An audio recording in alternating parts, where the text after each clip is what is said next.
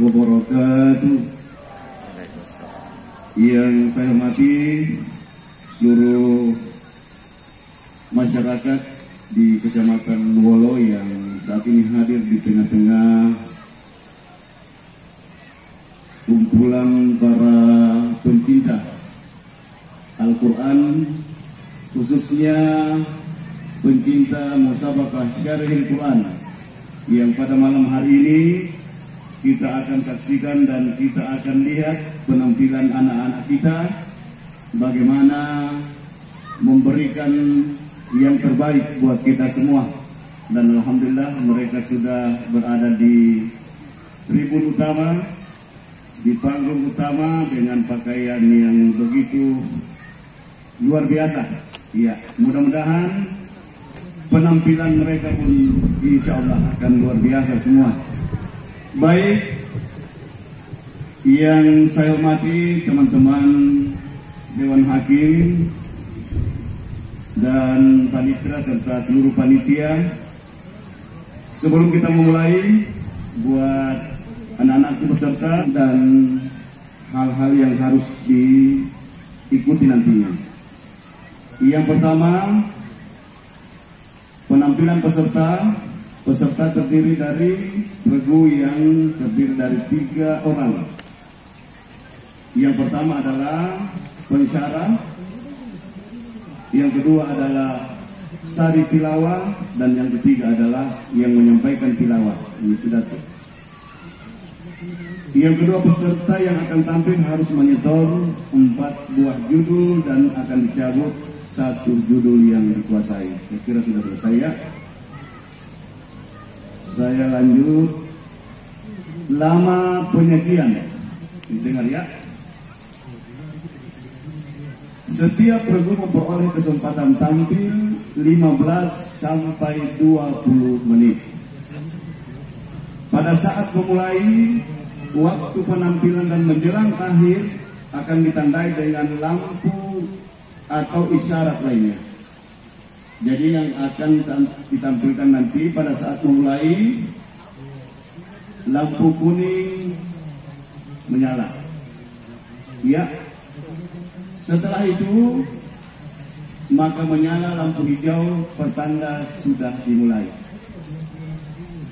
Di saat sedang berlangsung mungkin sudah sampai 10 atau 13 menit, maka akan menyala lampu kuning kembali.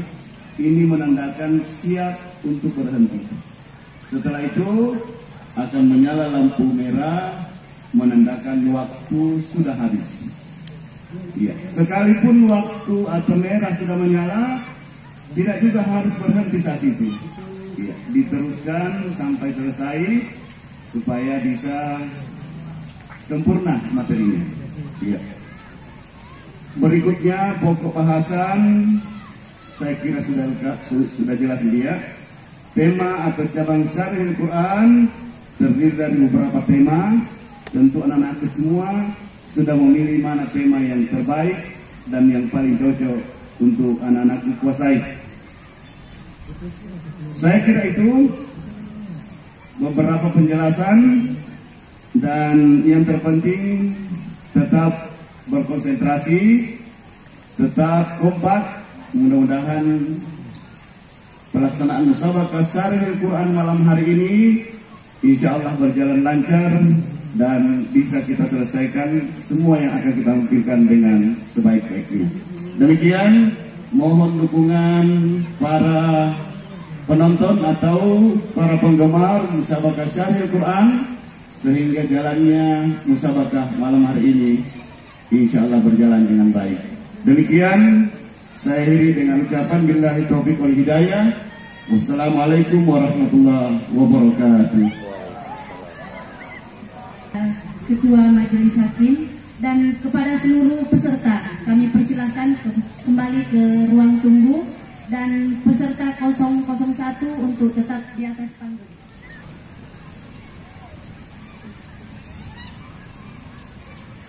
Bismillahirrahmanirrahim. Assalamualaikum warahmatullahi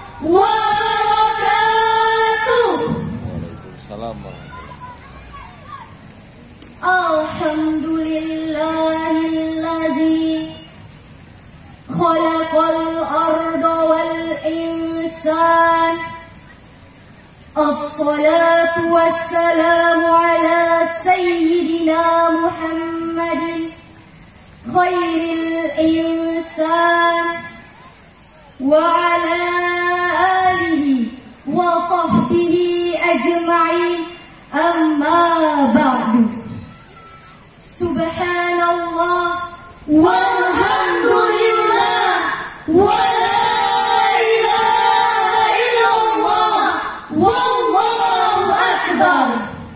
Dewan Hakim yang arif dan bijaksana, para pengunjung MTQ yang kami muliakan, Indonesia adalah negeri anugerah Tuhan, anugerah dari Allah Rabbul Izzatil Jalalah yang menyimpan kekayaan berlimpah baik di darat maupun di lautan.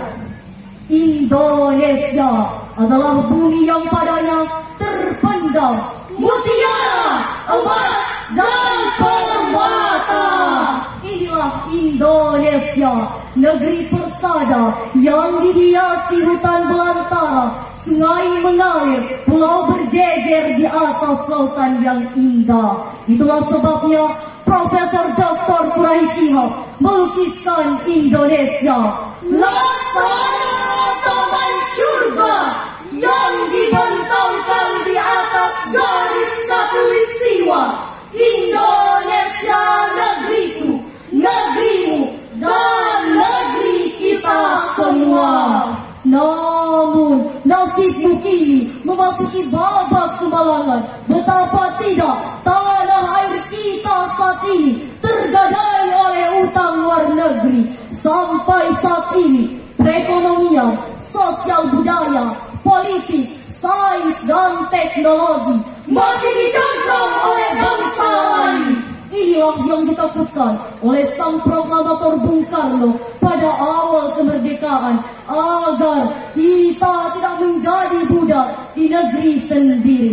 Seorang sosiolog Islam, Ibnu Khaldun, dalam kitabnya Al-Muqaddimah menyebutkan, bangsa yang lemah akan menjadi penonton dan bergantung pada negara maju lainnya. Atas dasar inilah tergugah hati kami bertiga untuk menyampaikan sebuah syarahan yang berjudul Membangun Etos Kerja dan Kualitas Sumber Daya Manusia, Wujudkan Pembangunan Bangsa. Sebagai landasan utama, mari sama-sama kita mendengarkan firman Allah dalam Al-Quran Surah Al-Qasas ayat 77 berikut ini.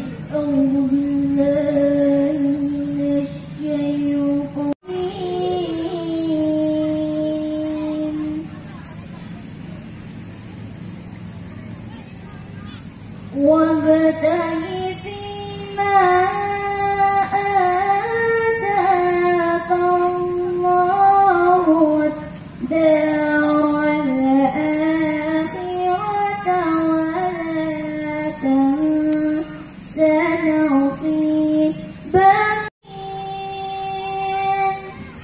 Hamba berlindung di bawah naungan-Mu ya Allah dari godaan syaitan yang terkutuk. Dengan menyebut asma-Mu ya Allah yang maha pengasih lagi maha penyayang, dan carilah pada apa yang telah dianugerahkan Allah kepadamu, yaitu kebahagiaan negeri akhirat. Dan janganlah kamu melupakan bahagianmu dari kenikmatan dunia, dan berbuat baiklah kepada orang lain sebagaimana Allah telah berbuat baik kepadamu.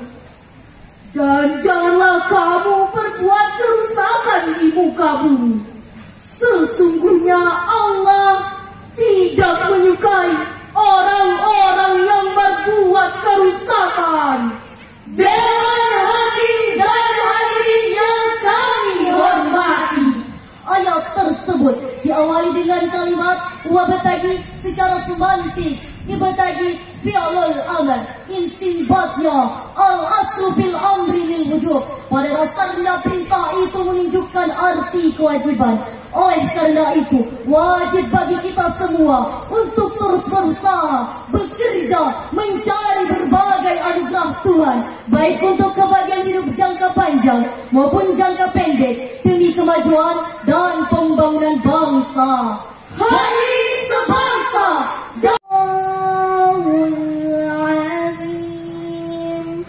dan katakanlah, bekerjalah kamu, maka Allah dan Rasulnya serta orang-orang negeri akan melihat pekerjaan kamu itu dan akan dikembalikan kepada Allah yang mengetahui akan yang gaib dan yang nyata, lalu diberikannya kepadamu balasan dari apa yang telah kamu kerjakan. Maha benar Allah dengan segala firman-Nya. Dewan Hakim dan hadirin yang kami muliakan, firman Allah tersebut memberikan penegasan kepada kita agar giat bekerja, berkarya dan berusaha.